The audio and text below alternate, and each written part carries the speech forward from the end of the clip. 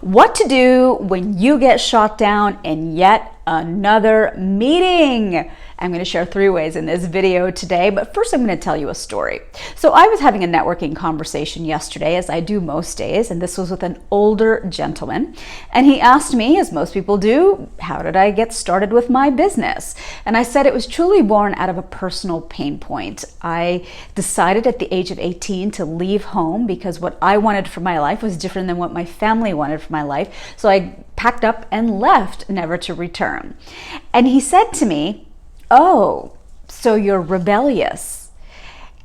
And I had to respond. I could feel the blood starting to rise in my head, and I really needed to make sure I maintained my poker face. He made it sound like I was like smoking in the boys' room and drinking underage in the grocery store parking lot, when in fact I was actually in the CFO's office of the college duking it out over my unpaid tuition bill. And that's a story for another day.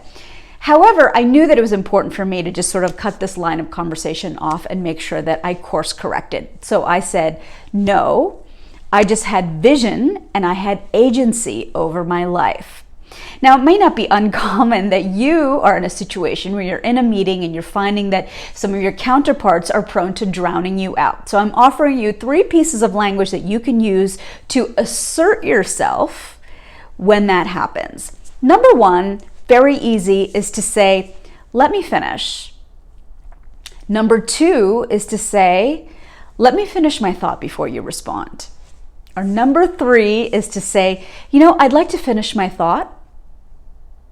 You train people on how you wish to be treated, and know that sometimes just speaking up is really a worthiness issue. Do I even deserve to be at this table, or do my thoughts actually have any value? Know that they do, and you absolutely deserve to be heard. However, I'll defer to some of my other videos that I've created here. It's important to be clear, it's important to be concise, and it's very important to answer the question that you were asked. Now, of course, you could be like Kamala Harris and be like, Mr. Vice President, I'm speaking.